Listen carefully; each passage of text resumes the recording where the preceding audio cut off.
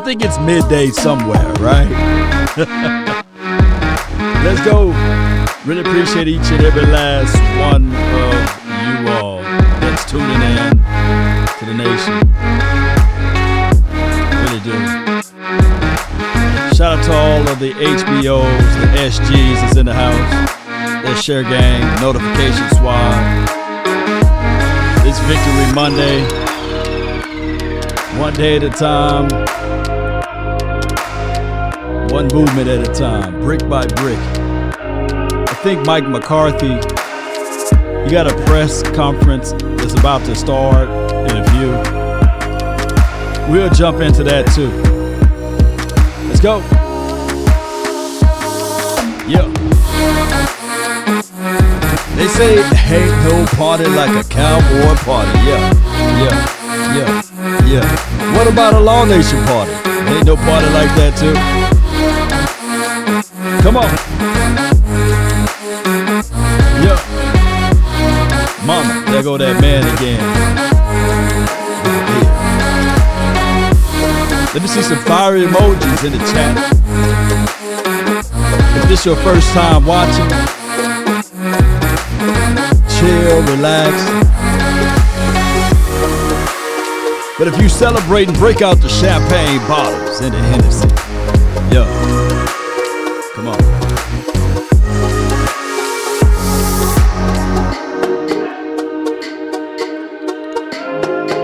Yeah, let's go. Peter, don't come and get us. Don't come and get us. There's a Falcon. Down. Yeah. Come on, Cowboy Nation. 4, 3, 2. Yeah. Come on. Let's go.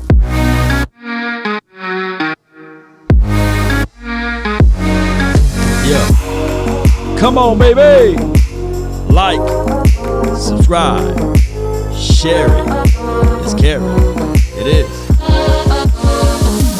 Yeah. Come on. They say, ain't no party like a cowboy party. Yeah.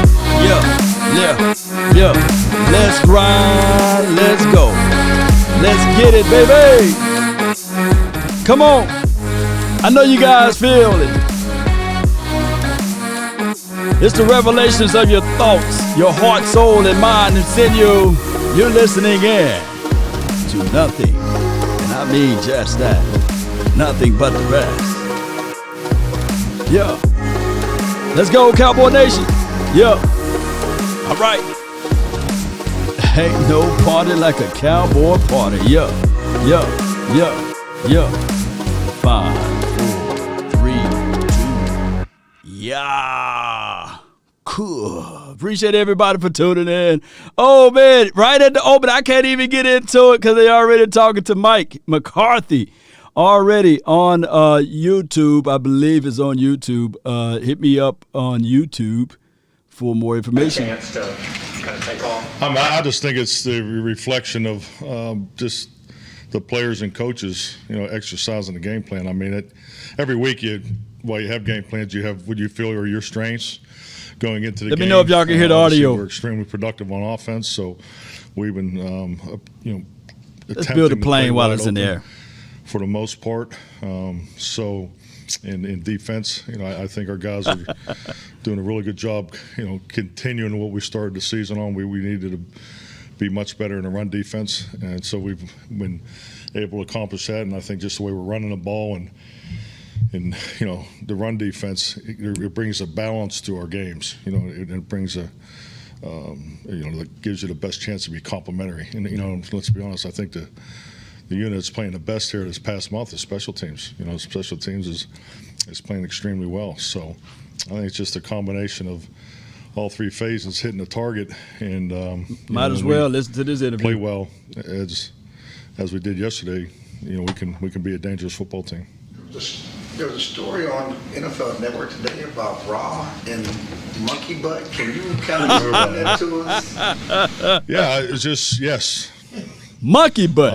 Monkey butt. I highly recommend it if anybody's never used it. It's it's, you know, I won't get into my personal hygiene here, but it's, you know, Raw Red Ass Week was the topic. So we just making an emphasis based off of correcting, you know, what went on last week, and I thought our players did a great job with it. So just had some fun with it. Just an emphasis of focus, just another way to focus. So y'all passed around monkey butt in the locker room, coaches did? It's a powder. So it's powder. Point. So it looked good on a PowerPoint. If you've ever seen a can of monkey butt, you get it. So it's expressive in the cure that it's. I don't have the right words here, so trying to. Don't get in trouble, man. Sponsor of the Dallas Cowboys. Well, Rich and I were just visiting on that, so I don't want to step on any marketing toes, but I'll just say I don't think we have a marketing agreement with them yet, but we'll see what happens. It'll be on the screen behind you. Still off the shelf now. There you go. It's a pretty good picture.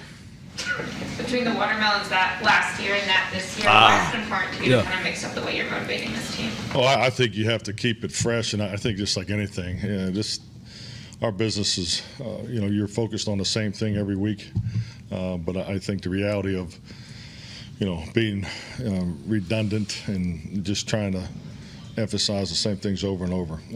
Just the game of football is so much about the mental and the emotional, particularly this time of year.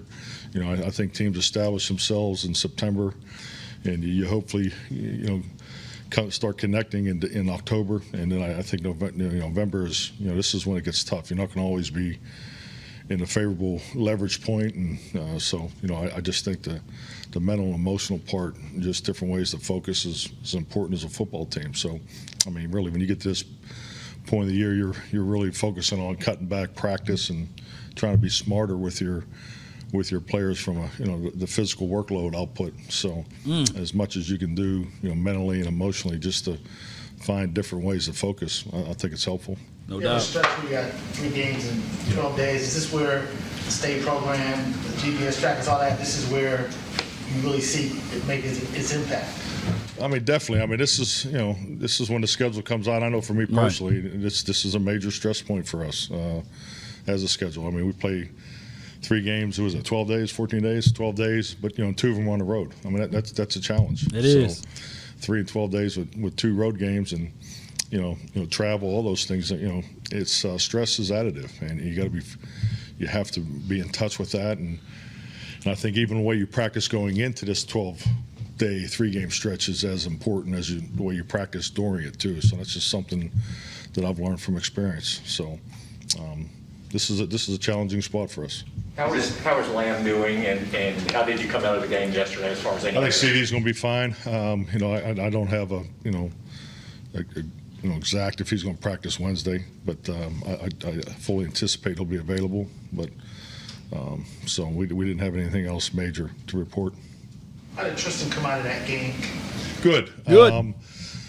Probably played a little less than you know we'd hoped. I just think the way the game, you know, because the way the game went, we're hopeful to be playing him in, you know, some different situations that didn't really occur, you know, as far as the defensive personnel groups that we were in. So I think it was a good day, you know, good first game back, you know, so hopefully we can build on that with another good week of work and get them some more opportunities in Kansas City. Is this a week where you keep your team, the stretch where you keep your team out of the pads in practice just to make sure that physically they're good? It's, you know, frankly, the padded practice, it really takes care of itself. You know, once you get past week 11, you know, I think you only have 3 there down the stretch. So I'm more focused on next week. We'll go lighter. We'll go a lot lighter this Wednesday. So it'll be kind of a prehab mindset going into this long stretch. But we'll practice some pads on Thursday. Right. If you look at Zeke's numbers, you know, 41 yards on 12 carries or whatever it was, I'm not sure. But is that don't judge running backs just by the rushing totals when you look at the type of day that he had, the 2 touchdowns and his pass protection, all the other things that he has to do? Well, I think it's just like anything. I think statistics definitely, they point you in a direction what you need to look at. And then I think when you take the statistics and watch the film, I think you'll have a better understanding why, you know, the numbers are what they are. I thought Zeke ran the ball very well. I thought he was decisive. I thought he had played well in the protection part of it. And, you know, his one negative play was the fumble. And frankly, you know, the shot comes from the side, and that's the most difficult angle for running backs to take a hit, the blind hit like that. So that's why when you're teaching secondary level perimeter blocking, you're always talking about trying to take that side shot away from your runners. You want to always leave the free hat in front of him because he can, as long as he can see the guy. But when that guy comes from the side like that, that's difficult. So, but we graded Zeke as a winning performance. In the sequence, it was Atlanta's first possession. Jaron Kearse breaks up the pass and it's ruled complete. He sprinted over to find y'all and make sure it got challenged. I'm just curious the mechanics of that. Did you see it was incomplete, or were you going on his word, or did you hear from the booth? Just kind of. No disrespect to any of our players. I don't. As soon as we saw the play, obviously saw his reaction, but I'm communicating with the booth right away because they usually get the view before we do. And this particular time, the view on the big screen came before the view they had upstairs. So actually, I had the flag in my hand, but when I saw the view on the screen, that's actually when I threw the flag. So, but we didn't have a view upstairs before that. So I get it. Trust the video over a player, but in a certain, and maybe not even in that specific instance, do you ever go based on what a player says if he feels time of game, type of play, all those things. We put challenges in 3 different categories. That early in the game, would I clear information? Would not challenge because what was it? 10 minutes in the first quarter. It was pretty early in the first quarter. So we have a criteria that we try to stay within with the challenging system. Is there a line back this week? Is that anticipation? We anticipate it, but we'll see how that goes. Until he comes out of the protocol. So he's on course. Dak talked last week about how he wanted to improve his footwork and transfer that to the game. How did you feel like he did that yesterday, and what were the ways it was I thought he played really well yesterday, probably his best game of the year. When you break it down fundamentally, I thought his footwork was, I thought he did a real good job keeping his cleats in the ground. I think he was a lot more, it's a little slower, just slowed down a little bit compared to last week. So I thought he graded out very high. So shout out to you, Terrence. Appreciate you for sharing. Mike, do you feel better about Tyron being able to play this week, or at least getting back into practice? The hope is for him to practice at some level Wednesday. That's the report that was given today. Now, how much we'll see Wednesday. So, if he practices his week, then if he practices throughout the week, then he would be available obviously Sunday. But if he doesn't, we'll have to project. So we'll see how it goes Wednesday. How much does 2 games in 4 days factor into what you do with him as well? That's part of it. No, it's like I said, I think everything. I think our whole squad. This is a stretch that you got to be very conscientious of. You got to how keep it guys rolling are going into this game, and and just do the math. If someone's in danger of playing this week and you don't play them until Thanksgiving Day, and then they play New Orleans, so they can go 10 days 7-7. So this will be the game that's probably under the most scrutiny on if a guy plays or doesn't play. We're getting so used to seeing Conor McGovern in places other than the offensive line. How did he do in his time at Glenn? I'll tell you what, he really had a hell of a performance. You just break down his reps. He played how many snaps at tight end. He played obviously left guard. He played tight end. So he did a lot of good things. So we thought he was very productive in all his assignments. So we had him down as a winning grade. Time going to come this season, or do you think he's going to get a touch? Say it again. Is the time this season going to come, do you think, where he could get? He touches the ball. Yeah. That's scheme, isn't it? We don't talk about scheming, do we? Get him! Tell you what, just watch him on the goal line play. When he fakes the dive, it might be time. So. When Kellen comes to and in the game plan early in the week and says, we got this play where McGovern is lined up out wide, are you like, you're putting a 315-pound guy out there? I'm a big proponent of Conor McGovern's athletic ability. I think the way he, not only moves for his side, but you just watch him play from the fullback position. He's got really good balance. He's got quickness. You don't see linebackers getting up on him. His contact occurs on the other side of the line of scrimmage, that tells you a little bit about, you know, his ability, his quickness, and his recognition and understanding of what gap to go through. So right. I think he does an excellent job. Speaking of Conor, and I think the second from last play where you guys were down on the ball to end the game, he got pushed over. Arthur said after the game that he didn't like the way his guys handled that, and that he was going to talk to them about that. How much do you talk to your team about that in those situations? Like, you know, the game's over with, don't do anything stupid here. Oh, definitely. I mean, it's all part of the game management and discipline. You know, it's I think just like anything, and just on the other side of that too, you got to protect one another in that spot too, because you know, I think right. you never want to see something happen, you know, at the end of the game that's been over for, you know, quite some time, and just because of emotions run awry, regardless of what side you're on. So, this is professional football, and we should all, you know, stay in accordance with that. Connor Williams, he had 3 more flags. He lead the NFL in penalties. 13 flags for the year for Connor Williams. Is that just something that you have to kind of just take, or is, you know, I guess how do you work your way through that problem? Well, the process is the same every Monday, and that's for every player. You know, we have a pretty extensive grading system. You know, every play is graded. It's documented. It's put into a format, and it's not only done just for the grading of the player, but it's also done to help the players. You know, we can formulate self-scout cut-ups on not as much as, you know, so much goes into game planning on what they're doing, but you got to really be on top of what you're doing and what you look like. And so you clearly have a vision of the mistakes you've made and put on film. So, yeah, so I mean, that process went on this morning. So I'm more in an individual phase just because we went Victory Monday for the first time this year. So the meetings were set up between the players and the coaches on their own. So most guys were done by 1 o'clock today.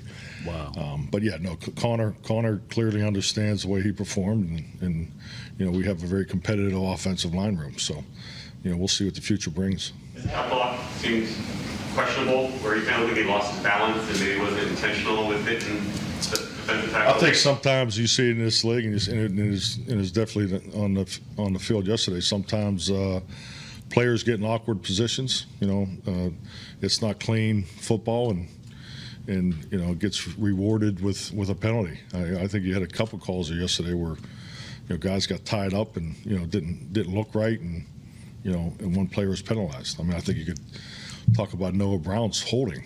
You know, I mean, it's you got a player on the other team that starts playing. You know, Noah's doing exactly what he's taught to do. So, and it happens. You know, I think it happens in our game sometimes. So, I think you had 2 chop blocks that have been called the whole year. You know, we had 2 in our game yesterday. So, I just, you know, sometimes it happens that way.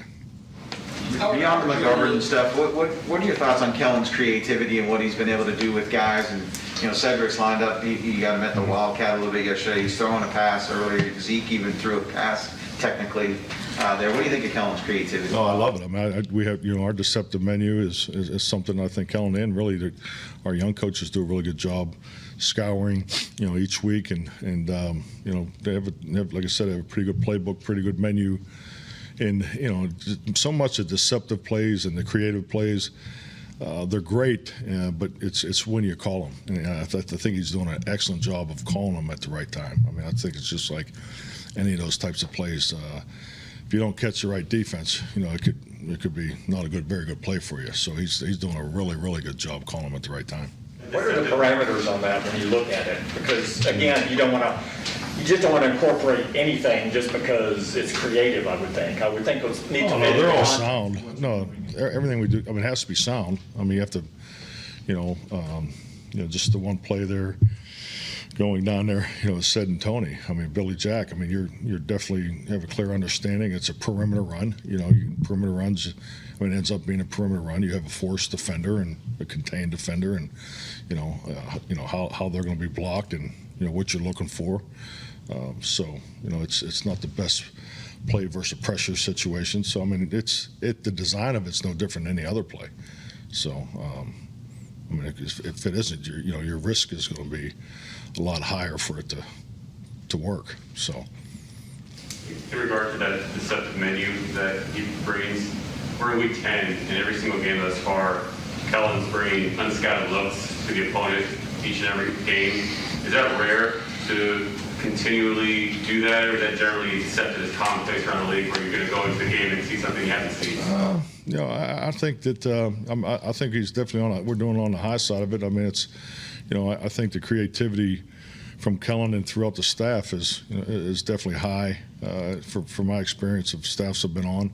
I think Joe Philbin and Jeff Blasco do a tremendous job with the run game, as far as what they bring to the table. And the staff is in year 2. They're in a really good mode right now. I think just Ben McAdoo's, he's brought an element to our staff that we didn't have last year. So, the pre-planning is a lot more in-depth. So it's definitely saving Dan and Kellen more time on Mondays. So I think our whole process has improved. And once again, I think Kellen's doing a really good. I think the biggest thing with creativity and a part I appreciate that he's doing, he's keeping the volume intact, because you can get a little too much is when you get into issues with the players start having mental errors and things like that. So he's doing a great job keeping the creativity high but keeping the volume tight, and that's what it's all about, because you want to be able to rep those plays, and our guys got to be playing, not thinking, and that's definitely been the case with us on offense so far. Shout out to you, the lunatic. I see you. Sort of creativity and all ideas are welcome and brought to the table. Is that something that is instilled, or how does that kind of? Well, I think it's all part of your structure.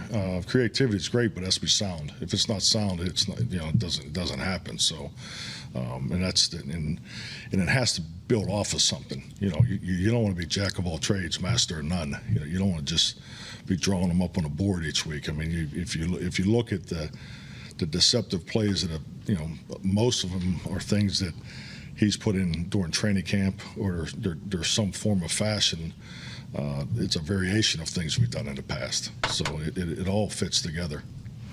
How are Jordan Lewis and Anthony Brown different than the players you thought you were getting last year when you first came in? I think just the biggest thing is they're comfortable in the new scheme. I think last year was such a change for those guys, and then it even changed even more this year. I just thought the connection between players and coaches all the way around, it was, we were able to get the things quicker, and you can see both those guys are playing with tremendous confidence right now. I think Jordan probably played his best game that I've seen him play since I've been here. Me too. And Anthony's been very, very consistent this year too. And I think me too. Anthony's just staying. His challenge last year was the 2 injuries that he had. And, he fought through those. But veteran players that are in a really good space right now. Yeah, both of them guys. Greg is back and healthy. Would you like to try to keep Larry around on the practice squad after he showed he could go to game? I like the way he fits in with our guys. He came in here and had a great workout, and had a really good day on Thursday. And I thought his warm up and just the kicks yesterday. So we haven't talked about it yet, but I would definitely welcome that. You anticipate starting any practice windows for any IR guys this week? Talked about it Friday. I don't have anything to report today. If we do it, it would probably happen tomorrow. So we'll let you know. Greg's still in the protocol. Any other changes to the protocol? I mean, any new cases? No, nothing. Well, everybody tested this morning, so I haven't been made aware of anything yet. When you look at Micah's pass rush productivity, he's highly efficient in terms of how often he's generating pressure on the quarterback or how many times he's rushing. What do you make of what's made him so efficient? When a guy is that efficient. Well, he's so elusive. I mean, whether he's rushing from the open end or if he's rushing inside, he's a tough matchup for any guard or center in this league, and definitely has been very productive, from the end position. So he's extremely elusive. I think he's a lot stronger than I think people don't realize until they play against him. But his quickness and his ability to slip blocks, and then and he has the unique closing speed that not too many people have. So no doubt, he's got a great skill set to work with. Dan downplayed it during the week to us and sounds like to the players too, but why was it important to recognize him after the game? Because it was there. I mean, honestly, downplayed it to everybody. I mean, he didn't even talk about it. So I just think it was obvious, and obviously meant a lot to him after the fact. And we needed a win on a lot of fronts. So it was great to recognize them with the game ball. We've asked you, again, a lot about Kellen's creativity, but can you talk a little bit about Dan's creativity and the packages he's doing and just what a variation or an evolution of what he's done earlier in his career? Yeah, definitely. We wanted to be more scheme challenging. That was the goal, since I arrived here, and Dan has, definitely hit the target there. And I think not only, schematically challenging them, but the disguise is something I think we're doing a much better job of. I think our pre-snap awareness, the instincts that our guys are playing with, the understanding of trying to control where the ball's being thrown or making the ball thrown to a certain matchup, the tilt of the coverage, the tilt of the leverage, the formation recognition. So I think we're off to a really good start there. We have room for improvement, but yeah, definitely. I mean, it's not the same game plan every week, that's for sure. So, no doubt. These, both sides of the ball are high in creativity, high in scheme, challenge, and but at the end of it, the coordinator, he has to be the guy that keeps the volume right. And I think Dan and Kellen both are doing a really good job of that. Is that changing a little bit in the league? I mean, you've always had that offensively, but so much of defense is where this is what we do, and we'll tweak or adapt. But I mean, you're starting to see it seems a little bit more just game planning defensively for different looks and different weeks. Frankly, you mean trend-wise? Yeah, probably. I would say that's true. For forever in this league, defensively, it was always, when you looked at a defensive coordinator, it's always, okay, where does he spend his time? Is he heavier in less normal down distance, or is he just primarily third down, or is he, where does the volume and the scheme challenge go up? I do think people are trying to be a little more balanced in each situation because it's so situational driven. Where, and going back to the starting point of that is what personnel they're playing with. For forever, base defense was, from probably like 2010 to, I'm trying to go back through the numbers, probably 2018, I want to say base defense was down less than 15%. I know as far as the teams that I was coaching. So where if you were a traditional 3-4 defense, which we were in our defense coordinator's background, you had all this great base scheme that you really weren't using much. So the ability to get it, that's why you see so much big nickel. You see the bear defense, the origin of it, and now in the sub defense. So I think the fact that base defense has gone down, as far as the amount of how much people are playing, it kind of has come back a little bit because, you had some team success running the ball the last couple of years. But now you're seeing so much more just big nickel because everybody has some form or fashion or different variations of up-tempo offense. So the ability to match personnel is a real challenge for defense, and frankly, the good defenses, in my opinion, are the ones that have the ability to match and also just play it down a distance. So that's really where a lot of the chess match comes in for the offensive play caller versus the defensive play caller. You've seen a lot of great quarterback play, obviously going back to Favre, Rodgers, and Dak. What does Patrick Mahomes fit in there, especially after what he's done in the past couple of years, leading his team to Super Bowls? Where does he? Well, no, he's definitely up there. He's just look at his numbers, and I think his ability to beat you with 2 or 3 throws a game. That's what you. And they have the firepower around them to do it. So just watching Kelsey with Dan before I come in here, he's something. They have that connection. You can see those two are definitely on the same page. But the ball is out, it's on time. The way he breaks tackles and elusiveness. So yeah, he's definitely in that league. There ain't no doubt about it. The red zone success yesterday, going 5 for 5. Obviously, execution's paramount there, but did anything strike you in particular just about how you guys were able to execute in that area? Patience. I just think we were patient, and we had the one empty pressure that, the protection part wasn't right, and I think Dak just did a tremendous job, trusting CD, where he was going to be on the 7 route and put the right arc on the ball. But I just get him patience down there. Get him, coach. Patience in the run game. We knew that going in. That's kind of how we felt the game was going to go. And then when we did throw it, the ability to have the time, and I thought Dak really played extremely well. I thought he was in rhythm, and the ball was coming out. And the spacing was much better in the perimeter. So, but I would say patience in the red zone plan. Going back to quarterbacks, is Dak on that level, or what does he need to do to get to that level? I love Dak Prescott and the way he's playing. I don't think it's fair to compare great quarterbacks. But yeah, and what's exciting about Dak is he's continuing to grow too. He's got a lot of great football in front of him. But we just got to keep building off what he's doing. Like I imagine you probably can't make every week Red Ass week. How do you balance needing to keep this team at that level without wearing them out with that kind of thing? Well, I don't think I'll be up here talking about the Red Ass again this year, so you can have comfort in that. I just think it's, you're trying to make an emphasis, to keep it fresh for the guys. It's a good thing to laugh. I don't probably don't think I have much personality, but I do have a little bit. So I think it's important. It's a long year, man. Let's be honest. We spent a lot of time together, and at the end of the day, you got to have more than one or two ways to make a point, and that's all we were trying to do this week. You ever had a Sunday where you finish at 3 and the late game is between both of your next opponents? Yeah, no, great point. I wish I could just get everybody to keep it down at the house last night so I could watch it. But no, that was nice. That was. But the reality of it is, I think like most coaches, it's nice to watch a game on TV, but until you get there in the office and watch it and start taking things off to what I think like most of us, we're creatures of habit of how you absorb the information. But yeah, that was pretty cool. Thank you. Thank you. Appreciate ya, Coach. All right. Appreciate everybody for watching, man. Oh, my goodness.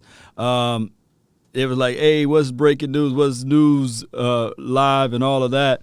It was actually this right here, Cowboy Nation, the press conference, because it threw off everything that I was going to talk about today. As far as the awards and everything. But I do like what Coach brings to the table. I think he brings in a unique personality, and I think he brings in some good stuff as it relates to something different than what we've seen out of Jason Garrett. And no shade at Jason Garrett. He was more of a bland guy. And I think that he had his humor parts, too. And that's just how that went, too. But I appreciate you guys. Y'all saw me building the plane while it was in the air, by the way. I was creating that breaking news. How do y'all like that, in the future? Because y'all know I don't do breaking news. I only do news that was already reported, and I go over it. But I think that I can still have that logo up there every now and then, right? That looks sharp, though. That look pretty sharp to me, I just created that one, and then I figured while we was listening, I created News Live, Let me know if you guys like that. Yeah. Gina says she's love it. If you love it, I like it then. Key points I took away from Mike McCarthy. Y'all bear with me if y'all see me looking everywhere. I'm still trying to build this plane while it's in the air, making sure that there's no other presser that's going on right now. But the key point that I took away from it is that he always liked to re-ground everybody with certain things as it relates to the monkey butt or it was smashing watermelons last year, and that created all type of back and forth with a lot of people. And shout out to you, Natasha. She says, breaking news, Law Nation. Yeah, that's what I ought to say. Breaking news, it's Law Nation time, baby. News flash. and we're live on multiple platforms, by the way. Shout out to Cowboys Experience on Facebook, as well as Law Nation's YouTube and Twitter and Twitch. Appreciate everybody. And shout out to Instagram. And be sure to check out Instagram. Speaking of that, for reference points only, shout out to my guy, Defy. He's always got great stuff on IG. And let's listen to what they had to say about the monkey butt. Landry, Mike McCarthy always has different motivational tools that he brings out at specific moments where he feels like you need it during the season. Last year, it was the Gallagher routine, smashing watermelons in a team meeting the night before they beat the Vikings. Well, this past week, coming off that ugly performance against Denver, McCarthy dubbed it RAW, meaning Red Ass Week. In other words, get mad, take it personally, then get out on the field and take it out on the Falcons. To reinforce that message, McCarthy actually had staff going around the locker room and handing out monkey butt. What is monkey butt? All right. So, that is what it is. Breaking news, monkey butt. So he had that handed out throughout everybody in the locker room, and basically you got your rear ended, handed to you, you got it whooped. Let's talk about it. This is what they talking about you about. And how can you overcome that part of it? Hey, motivation comes in multiple ways, right? For those who out there that got younger brothers or younger sisters, they tend to look up at you, right? But they also want to defeat you in certain things that you used to do. So, hey, and that's just how it goes. I like it. And then on top of that, as the bigger brother or the older brother, sometimes you got to make sure that you're walking on your P's and Q's, because you don't want the outside to look at you and say, okay, you were the one that ultimately didn't achieve or didn't accomplish things. So awards times, I like to give out awards before we dive into anything else. Shout out to you, Jones. Appreciate you. Skeptical fan. Time to play a real team next Sunday. Hey, every team is real. Every team is real. If you think the Atlanta Falcons was fake, they just beat the Saints. The Saints just beat the Tampa Bay Buccaneers. This is a trickle-down effect. Everybody, look, the Saints ain't getting paid, or the Atlanta Falcons not getting paid what people make at Walmart and Dollar General. These guys are multimillionaires, right? But I feel what you're saying, time to play a real team. But I feel you, but all teams are real. They coming to hit. Every player's a Ryan Shazier hit away. If you think I'm playing, if you think I'm lying, ask Ryan, Shazier, and say, hey, would you like to set out for that week? His whole dynamics of his life could have been changed just like that for sitting out. But you know how this thing goes, this life. No free lunch. That's what Jay says, no free lunch, NFL, or not for long, or no fun league, right? To keep finding CD. But awards. Cowboys victoriously beaten down the Atlanta Falcons. ATL. I know y'all went to some people and said, hey, ATL. Hey, and the craziest part of it all, Cowboy Nation, they didn't know that I didn't mean to do them like that, but they didn't know they was holding up to the L. So they was yelling out, ATL. I made it my business to make sure that they hold that L and stretch out the word L. And they didn't know that they was holding up that L, ATL. Man, I wish I can show you guys the rest of that video, because there are so many Atlanta Falcons fans out there at the event, and they was holding up that L thinking that we were talking glowingly of them. It was the funniest thing of all. You guys got to check out that video of them holding up the L, But the trophy time, shout out to the Cowboys for just answering. Sometimes you get slapped and punched in the face, in the mouth. You get your tooth knocked out. You got the raggedy tooth. They say if you get knocked out, put it in a glass of milk. Hurry up and go to the dentist, right? And that's what happened to us. We went and rushed to the dentist. Hey, we got a loose tooth. It's out. It's on the ground. The Denver Broncos came in here and they said, hey, all the Cowboy fans, lean forward. And they were running out of there, Sea of orange was all in the stadium. But this week changed. So shout out to the Cowboys for coming back. Shout out to Dak Prescott. He get another award. Let me make this one go away and come back. Dak Prescott award. 24 for 31, 296 yards, 2 touchdowns. One, he ran it in himself. Shout out to him. And he wasn't dinking and dunking, as you guys can see. 9.5 yards. That's the ball that's traveling in the air with a QBR of 93.4, which is pretty good. All right, so, and then we roll over to Tony Pollard. They did the running back by committee, and everybody know. Let me make the trophy go away and then come back. Maybe I'll have one to be graphic interface and drop out of the sky right here. But I will tell you guys this right here. I'm giving this award to the unit, the front 5 offensive line. Let's give them an award. I wish I could put 5 trophies out. Maybe 6 because Conor McGovern need one, right? Conor McGovern is that real one. Oh, Conor McGovern is that real one, right? Oh, my goodness. He is. Shout out to you, Jay Lombardi. Shout out to you, Troy C. And you guys get a reward, too. Daryl says, lean forward, Chiefs. Yeah. You're wrong for that, Hasmodi. Hasmodi said, Law, you're wrong for that. Hey, man, I was just telling the truth. I was like, ATL. Conor McGovern is a wide receiver 1. I feel you on that one. Yeah.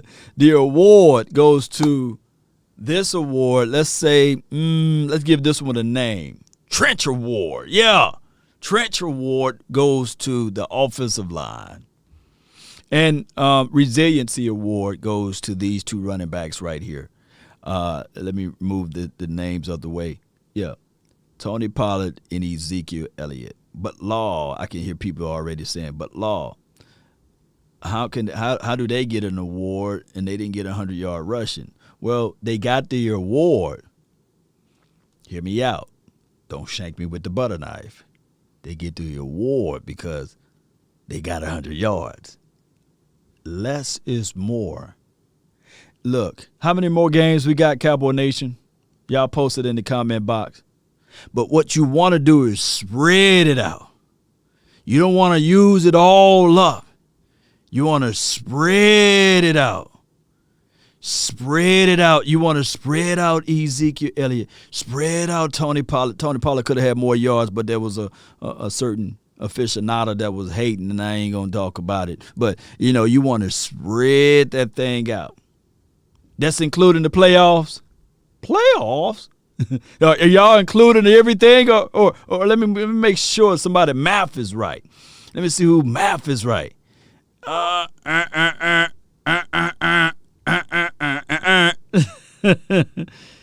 I see a correcto.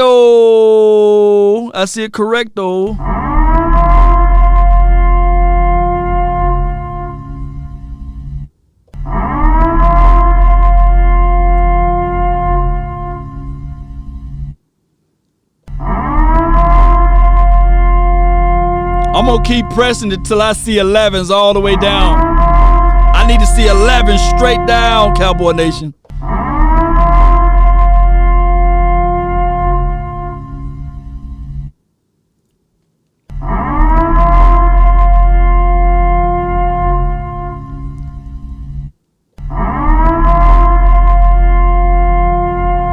It's the law, baby. Yeah, 11's all the way down. Thou shalt decree a thing, and it shall be established. Loudum. Shout out to my late great grandfather. Loudum of them. Not 11. Loudum. Got to see a loudum. Got to go. We got to go. Continue. We got to continue to press forward and not look back. We turn to a pillar of salt. Let's continue to get this win. Stack them on top of each other. 11. We got 11 more games. 11 more games. And we got to get it by hook or by crook, man. And shout out to you guys. Let me make the award trophy go away. And it goes back to all of y'all beautiful people, man. One more time. Oh, it's marinated in your heart, baby. All right, so receptions, the wide receivers. You see Tony Pollard with 6 receptions for 56 yards.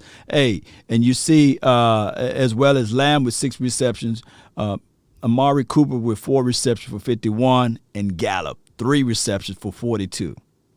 Now, sometimes it's not about, let me make the trophy go away very quick. We're going to make the trophy go away, and we're going to look into this and dissect this all together, right? First and foremost, in this group of wide receivers, the MVP of the wide receivers. Shout out to my guy, Big Game James. Hey, I'm not afraid to say when I'm wrong.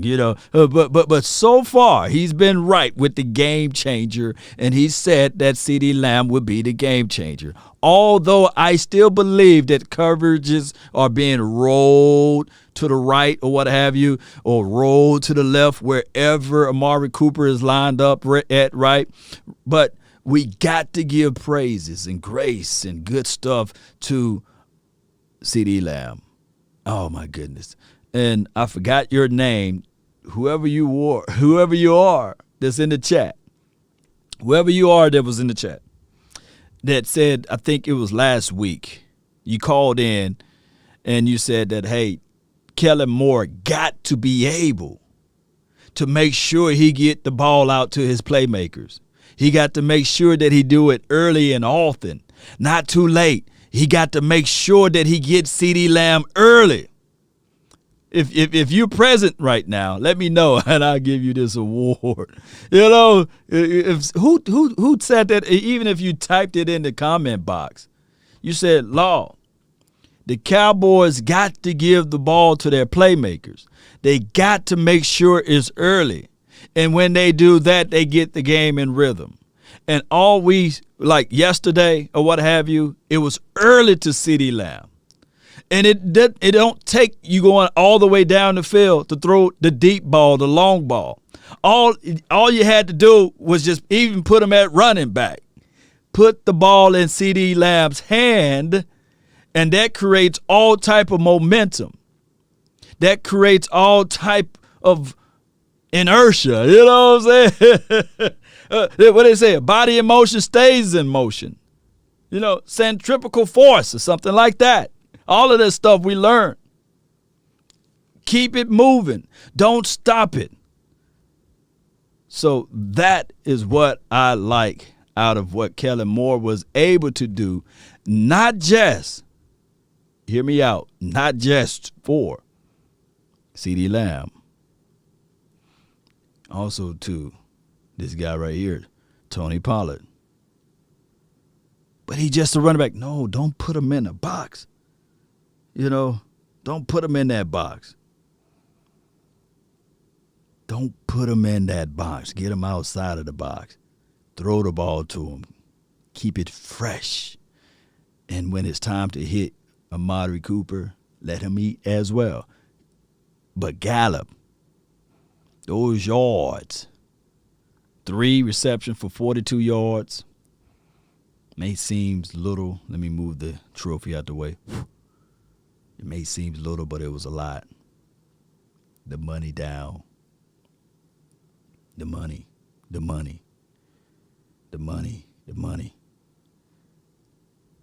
Now, he had one drop that I know that he would like to get back, but it's all about positivity. It's still within the 24 hours, right? But no, it's beyond 24 hours. God dog it, boy, you supposed to catch that one. He was inside we was inside our own field or what have you, and Dak Prescott was pretty much at the goal line in danger territory, and we managed to get that ball out. It was 3rd and whatever, and he wanted to play volleyball with it, and we counted that as rust. But outside of that, you can't complain about Gallup. Another hitting tool that Gallup brings to the table, him and Noah Brown, they are nasty. Lord, why are you saying they nasty? Them boys are nasty. Down, boy, down. Woo! Y'all gotta get the dog down. They're nasty because in run blocking, they get their hands onto the inside, and they gonna move you out the way. There's no reaching, there's no launching. They play it just like an offensive tackle would, right? On the edges, they get their hands inside, and they use that physical power, and you see that on some of those big explosive plays. You see Gallup getting his hands. You see Noah Brown when they insert him in. That's why Noah Brown was considered almost under the previous administration as a tight end, because of the physicality that they bring to the table. A lot of physicality. Lot of it, lot of heat. Yeah, indeed. Appreciate y'all. All right, so we're going to flip around, and we're going to go all the way down to the defensive side of the coin. Oh, Y'all can go ahead and post the names down below on the defensive side. Who should get a trophy before I even head that way? Y'all can go ahead and do that now. As my grandfather would say, nah. Y'all can go ahead and do that now. Yo. It had me playing this song all day, you know. What's the name of the song? Let me see if I can find it. Yeah.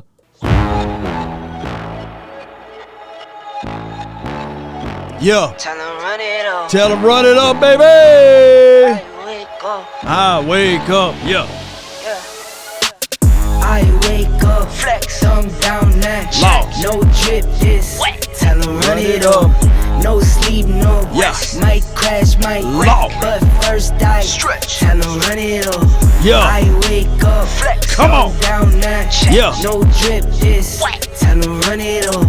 Tell them no sleep, no rest. No sleep, baby. Might crash, but stretch. Tell them run it up. That defense, baby. That defense. I think that the Atlanta Falcons was 1 for 11 on third downs. Shh. I need 6 rings like hey, let me turn it back up again. I wake up, thumb down now. No drip, this. Tell them run it up. Come on. No sleep, no rest. Sleep. Might crash, might wreck. But first where my fire? Tell them run it up. I wake up, flex, thumb down now. Come on. No drip, this. Tell them run it up. No sleep, no rest. Might crash, might wreck. But first I stretch. Tell them run it up. Don't make me take it out of Europe.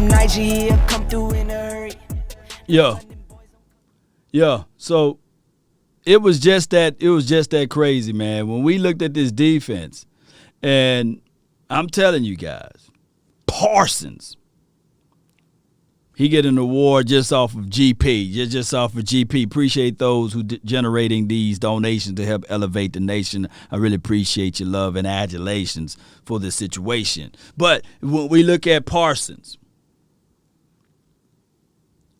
a forced fumble, a sack, tackle for loss, 6 solos. He getting there. He's eating. Oh, my gosh, man. He's just doing his thing, baby. He's doing his thing. Down, boy. Hey. Oh, whoa. Hey, man. Come on. Parsons is literally, he's literally becoming, you know, have you ever, I'm from the country, man. You know, a lot of trees, but you always, when you go down a certain alleyway, right? You know, some houses, you say, that's a big dog over there. And then you always got that one cousin. Not cousin, but cousin. You got that one cousin that will say, hey, don't worry about that dog. He on a chain. And there's a tall fence. And we be like, nah, man, shoot. It might be that day he jumped that fence and break that chain, dog. No, we ain't going down there because they got that. They got that big dog. They ain't going down there, man. We can take a whole alternate route. Because we don't want to go down that street. Man, I got a stick. Nah, you might miss, dog.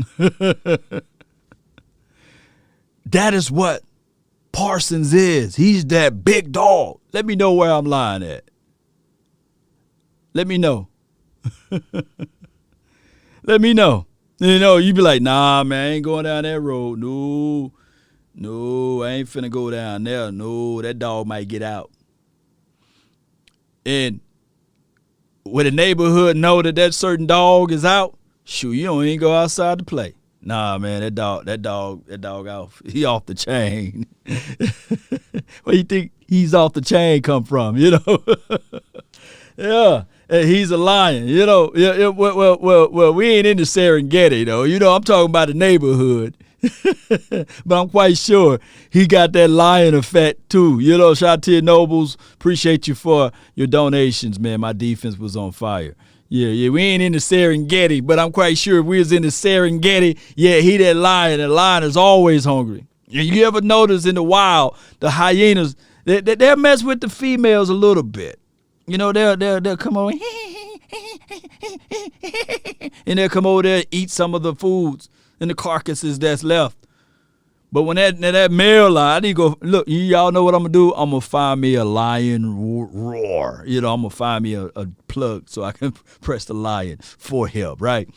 But when that male lion, when he go, roar, that's my impressions of it. Shoot, them hyenas hightail up out of there. That's old folks saying hightail. They hightail up out of there. They get straight up out of there. They said, nah, that female was cool, but the daddy line come out.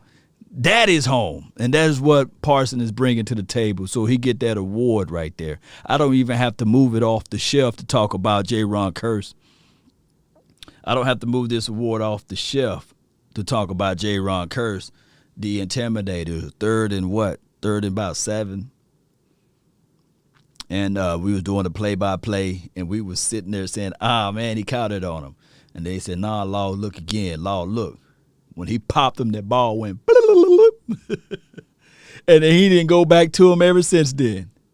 I love it. That's what J-Ron Curse. Now, he may be just that dog, right? Not a lion, but he's the dog. Shout out to Basham. He gets an award. My goodness. He played pretty good the other day. And then on top of that, Dorrance Armstrong, he get an award for blocking the punt kick. And then my guy, everybody, he was the guy that everybody was looking at it like, come on, man, you laid an egg by touching the ball that's beyond the LOS. But he jumped on it, and there's Nashawn Wright, who's earning every grain of salt out there to play. And he did just that, so he get an award, a hustle award, right? He could have just looked at the ball and said, okay, it's there. But he jumped on it, rolled into it, and scored a touchdown, so shout out to him.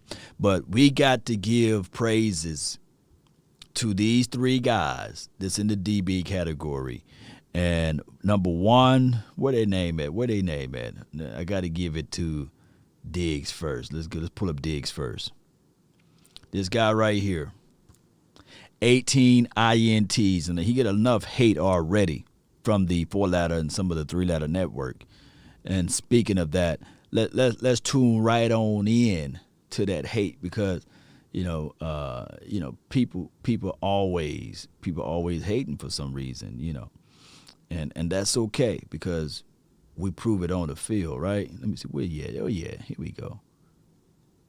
About the physicality, right? It shows that they most teams are built like this, right? They need to lean on their offense, make an offense one-dimensional. And I know we were talking about Diggs and how great he was, but when I looked at Diggs, I saw a player that reminded me a lot of this player called Delta O'Neal back in the day. He'll give you 10 interceptions. Not Delta O'Neal. He's going to give up a lot of bombs because he's not disciplined. So now you see teams taking advantage of his aggressiveness with these double moves, and he's falling for it, and he's not making the plays that he's made. The same thing make you laugh, make you cry. He was making these plays, and the ball was finding him, but now opponents are able to make plays on him, and now they're not tough up the middle, and they showed that.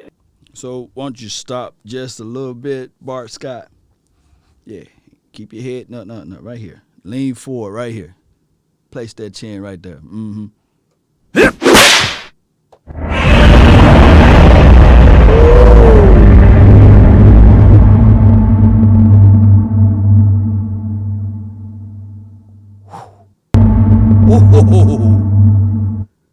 Oh, slap the hair off his head.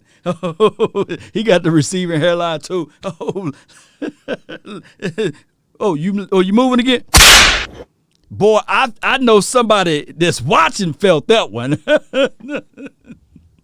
Now, come out of your room. Come on. Finish up. Listen, they can be beat up. And I think that this could be an upset alert type of game. I mean, you talk about Matty Ice and how well they're playing. Cordell Patterson, to me, is a all-pro this year. I don't Oh, no.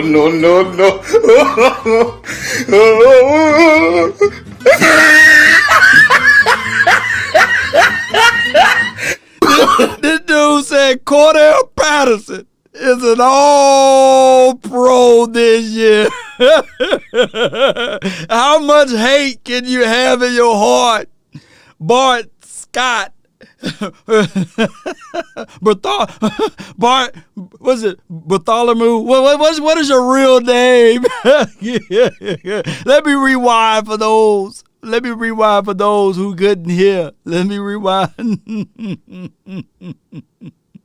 Oh my goodness, we gonna all have to tell this man to lean forward. Be beat up, and I think that this could be an upset alert type of game. I mean, you talk about Matty Ice and how well they're playing. Yeah. Cordell Patterson, to me, is a all-pro this year.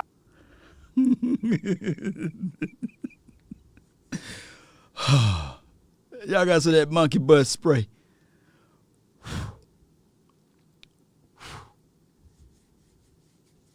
Y'all ready? Let me see you lean forward, please. This gonna hurt me more than it's gonna hurt you. Lean forward just a little bit. Oh yeah, he's balling, all right. Oh. Is he balling as well? This is for you calling Matthew Ryan Matty Ice. You know, this is for that. It is for Bartholomew said that, oh boy, it just lights out. You know, Patterson, why don't you lean forward, Bart Scott? Here you go.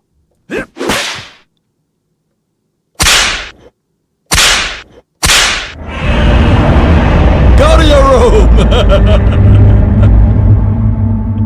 No, God! I don't know why it took 8 years in a year to unlock him, but this guy is the Swiss Army knife. You talk about what he's able to do in the backfield. He's a matchup nightmare. This is a bad matchup. They better not think, okay, Parsons, we're going to put him in the backfield. They can do whatever they want, get whatever matchup they want. They're doing this without Calvin Ridley. No.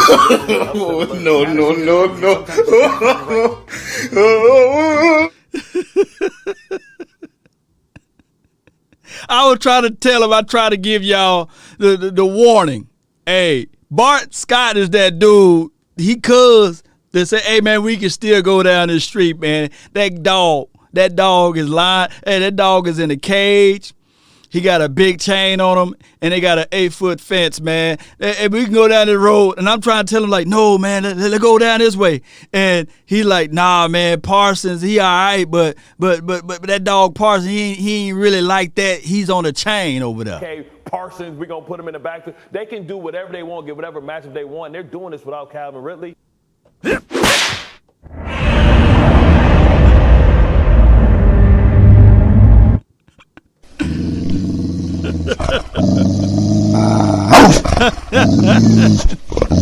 That dog done jumped that gate.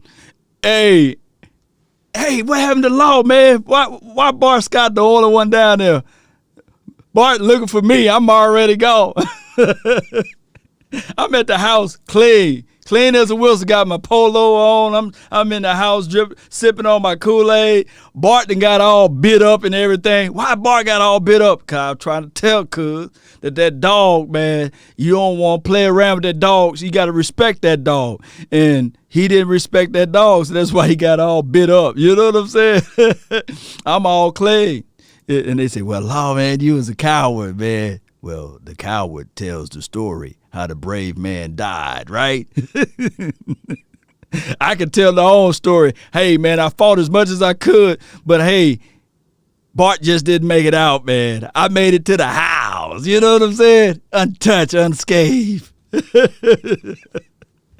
This is an upset alert. Patterson just proves you sometimes you just got to find the right situation. That's key. But Lewis, that dude said this is an upset alert. One more time, y'all. Oh my gosh, yeah. You can't hate that hard, Bart Scott. Upset alert. Come on, baby. Oh my goodness, man. Oh my goodness. I appreciate everybody for tuning in. All right, back to the award. Back to talking about this guy right here, Trevon Diggs. Hey, he deserved this award because he got resiliency in him. He playing through injuries. By the way, you can see that he's favoring that leg. Hopefully all is well with that. And we got a stretch that's coming around, and I'm quite sure that teams are going to consistently. They're gonna try to test him. He's gonna prove all of those guys wrong again. So that's what we have over here. Click back over to the Cowboys. Let's go back to this other guy that I gotta bring up, Anthony Brown. I think that. Who was this? Was it the lunatic? Were you the person you put down, because I had to retype it in there. You said J. Lou had a hell of a game. Can you repost it in there? And Anthony Brown is having a hell of a career, season.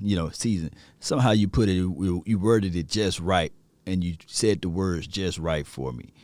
And Anthony Brown is having a career season. And Jordan Lewis had a career game. I think that's what you said. And we're seeing that right there. We're seeing that.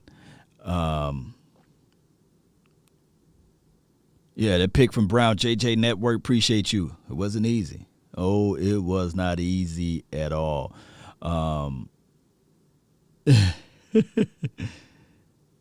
Run for it. Yeah. J. Lou, here's the correct way that he said it.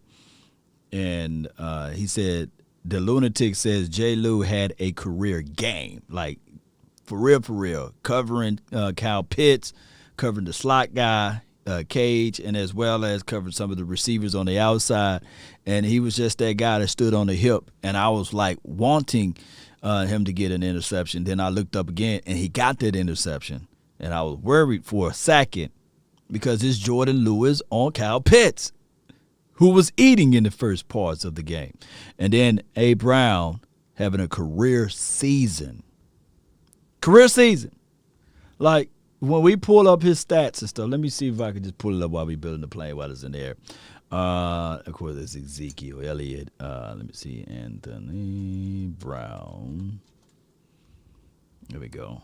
If we look at this right here, this is one of his highest so far. And 3 interceptions. That's what I want to look for right here. 3. Can you guys see that? 3. That used to be the goal. That used to be the goal for us, right? If we can find a DB to give us 3 interceptions, we'll put a statue outside of Arlington Stadium right next to Sky Mirror and say, hey, we got a guy now that can give us 3 interceptions. Oh, my goodness. This guy got 3 interceptions. We ain't talking about Trevon Diggs with 8 of them.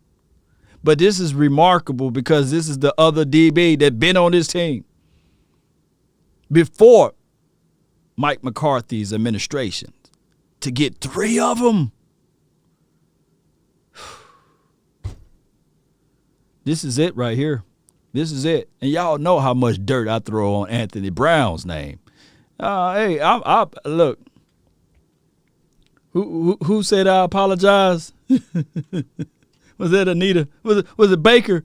Said I apologize. I apologize. If I can sing like her, I will apologize. Who saw this coming? Outside of probably Okoye. Who saw this coming? Shout out to Okoye. He the first one to say, "Hey, Anthony Brown gonna be solid, bro." Just understand that was just the first game. You know how Okoye break down his film. Yeah. 3 picks. Let me type in Jordan Lewis, though, while we here. Because I think he got 2 of them. He got 2 of them. Twine. That used to be the leading interception guy for the whole year. For the whole 2 years. We'd be like, yeah, this dude had 2 interceptions, baby. Shoo. We rolling in dough over here. Anita Baker for sure, Natasha. Yeah. You gonna sing that song, Natasha? Yeah, I apologize. I saw the meme out there. She was the last woman to apologize, by the way. Oh, my goodness. Don't y'all come for me now. Blake said, Jeff Heath, that used to be the standard, right? 2 interceptions for the year, and that used to be for the whole team, right? And some of the linebackers and some of the probably a defensive guy, edge guy, or a defensive tackle get an interception. Celebrating Jeff Heath 2 interceptions for the season, right? I'd be like, thank you for tuning in to the Law Nation Film Session as we take a deeper look at Jeff Heath, first interception. Hey, you seen how the ball bounced off of the opposition hand, and Jeff Heath was there, and he took the angle. He was able to bring it in. Jeff Heath with the interception. That's been my time. I really thank you all for yours. And remember, and there'll be his 2 highlights, and I show the highlight by 4 times. Hey, Law, can you show me another highlight? No, I'm giving you the other angle. Yeah, Roll McClain with 4. Yeah. That's just how it used to be. Now, the NFL with the game day pass, it's hard to just break down all of the interceptions just from a highlight perspective. But I wish it was the old way, man. I'll be like, thank you for tuning in to the Law Nation Film Session as you take a deeper look at 8 interceptions from Trevon Diggs as well as 3 from Anthony Brown. And this is the season that's still going. Jordan Lewis got 2. Boy, the love of mediocrity. Yeah, Terrence, boy, we used to love it. Be like, hey. And people go fighting tooth and nail. And shout out to Jeff Heath. He's a wonderful guy. Wonderful guy, man, and just a wonderful guy. But that used to be our standard, right, too. Breaking down Xavier Woods. And then I had to sprinkle the positivity on it and like, hey, Xavier Woods got 2, but it could have been 7 if he just did this. Nose the ball, turn around, and turn his head around to the ball. Cheeto Woozier, he had 1 interception. But it could have been 10, Oh, my gosh, man. Leon, I don't know how many. Who got that number? Who got that number of how many interceptions we have for the year? Yeah. See, Nick, you guys remember that? Turn your head around. We used to be like waving, like turn around. The ball is there. The DB be like, Where you say the ball at? Oh, the ball there. Where? Man, they never turn their head around. I think one time one of our players got hit in the back with the ball. Is it? Hey, some people won't catch this reference, but one of our players got hit in the back with the ball, and we were yelling out, Ricky! Ricky! He got hit in the back. Ah! Oh, no.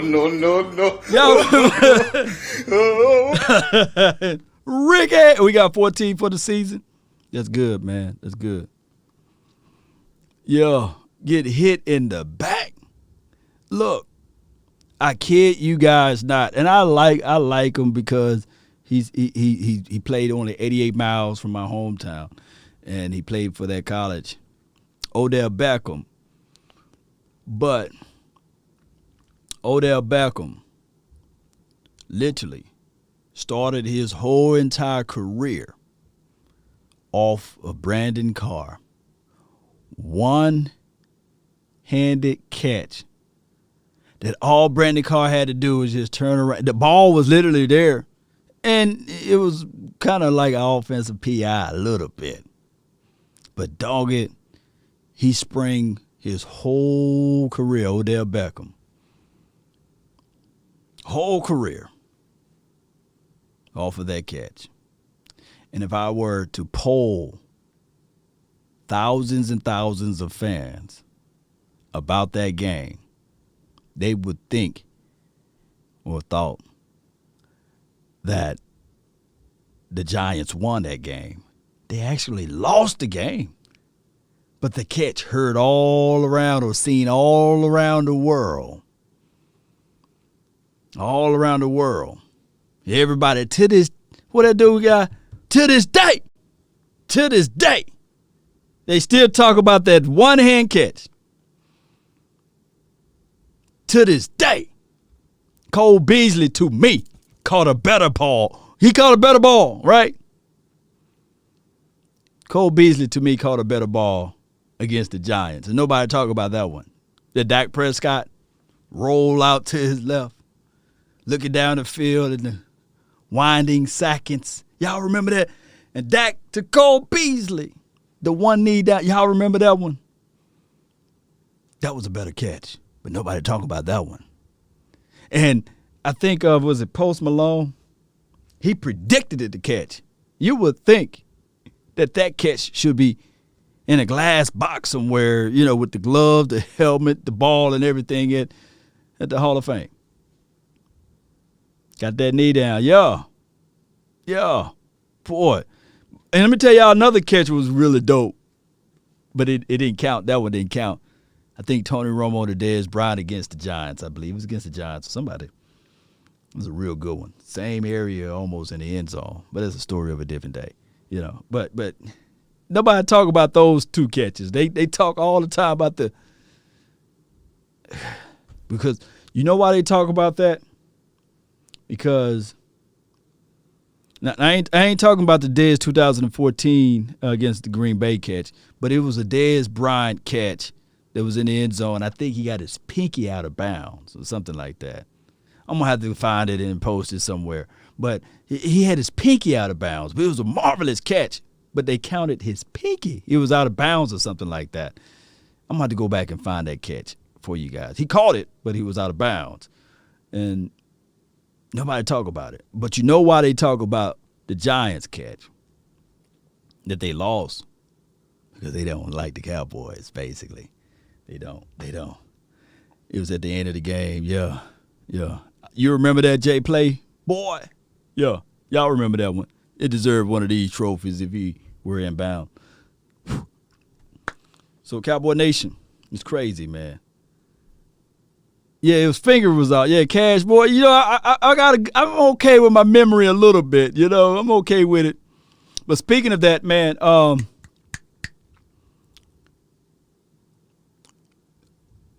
Michael Gallup catches. Did y'all see how he got his 2 feet inside? And I had a multitude of people say, man, Michael Gallup ain't going to do nothing, man. He haven't played football in 6 or 7 weeks. He ain't going to do nothing. I was like, nah. Michael Gallup is that dude. Knows the ball, came right on to the sideline. Sure hand catch on 3rd down, man. Man, move the ball, move everything down. Yeah. Terrence says, hand was out of bounds. Yeah, you guys remember it. If you're on Twitter, retweet it or tweet it out to me, tag me, and I'll give you a shout out. And if you're on Facebook, you can actually upload the video on Facebook. It's like a 10-second, 8-second clip. Upload it on the video, man. And that's Dez Bryant one. Yeah, upload it, man, and I'll show you, and I'll shout you out and all that good stuff. Can't wait to play KC. No, I can't wait either. All right, Cowboy Nation. I got to roll. I got to bounce like a basketball. But what I'm going to do is we're going to have some more content a little later on today. What threw me off was the 25 to 28-minute presser with Mike McCarthy. So if I can find time, it may be super late at night, but I got to finish up one. I got 2 more segments that I got to finish up, but I got to roll. Cowboy Nation, but I really appreciate each and every last one of you all for tuning in. Be sure to hit that like button, share this content. Let a friend, let a neighbor know where to go when they want to tune into Cowboy Sports Talk and Beyond. Cowboy Sports Report by Charles in charge. Appreciate you. Is that your, there's so many Cowboy Sports Report, but I appreciate you, man, for making your donations there. And you're in charge. Charles, you're in charge, man. My bad for butchering your name the other day, man. I was in Chicago and all that. Let me see if the AI, she ain't speaking today, but let me see if I can wake her up. But I appreciate you, man, so much for your donations there. Those who are out here in Dallas area, we got a great thing going with Cowboys Experience. Be sure to check them out, cowboysexperience.com. It's a wonderful network where you can go and meet and greet with players. And also, we got VIP packaging and beyond. And the number is actually strolling at the bottom, 817-888-1726. And that's how you get into the mix there to reach out to Cowboys Experience to get your VIP ticket pricing and as well as some good, wonderful, and I mean just that, tickets for the game. You know what I'm saying? You can get all of that good stuff for packaging. So just call that number and see what can happen for you and your entire family. It's a family groove. So I really appreciate everybody for tuning in. Be sure to hit that like button, share this content. Let a friend, neighbor, foe know where to go when they want to tune in to Cowboys Sports Talk and beyond. That's been my time. I really thank you all for yours. And remember, you're listening to nothing but the best. Let's go. Roll credits.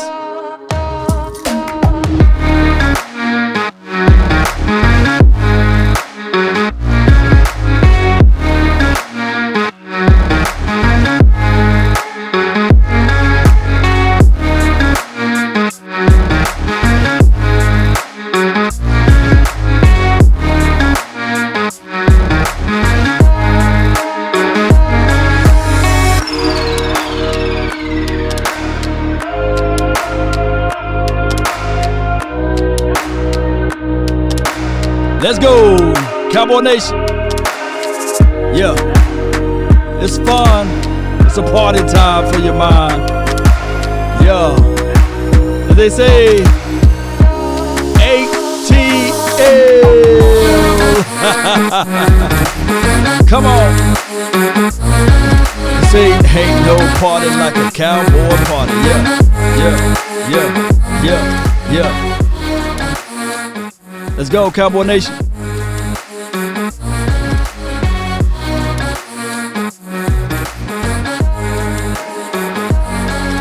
Yeah. Run it up, baby. I got you.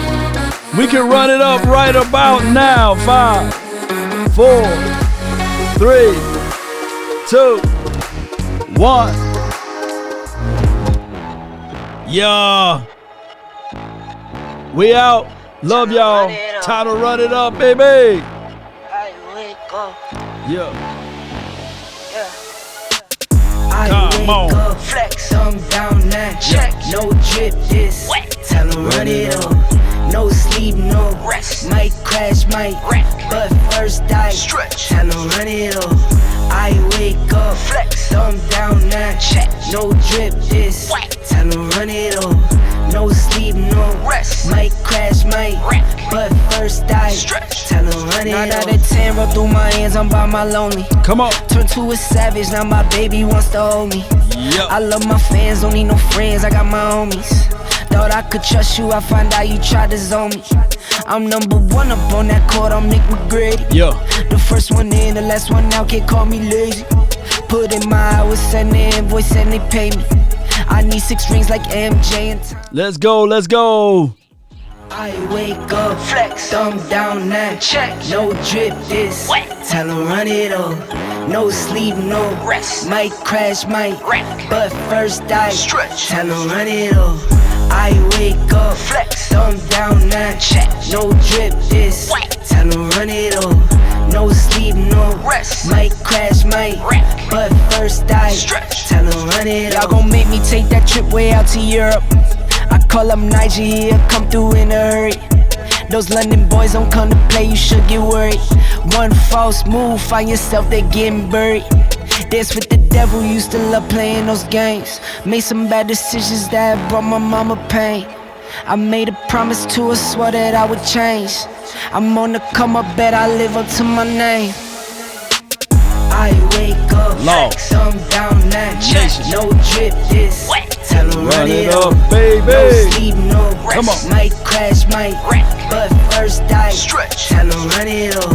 I wake up, flex, thumb down now. Check. No drip, this. Tell 'em run it up.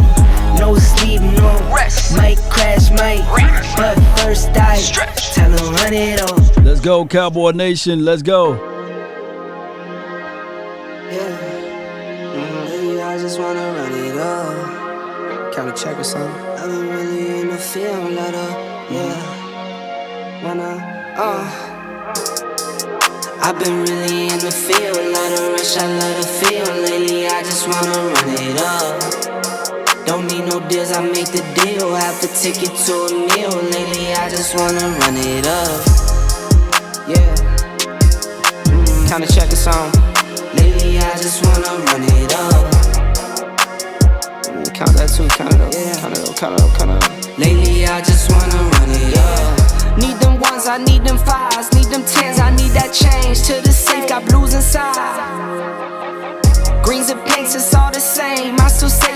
my change. Take some losses when I play, charge it to the game. I'm with L, yeah, I'm with T Black, I'm with Reverend now. I'm with Bay, yeah, I'm with Jay, yeah, I'm with Chuck and now. Still the same, not switching sides, now it's about loyalty. You switch sides off for the bag, and that's worth more to me.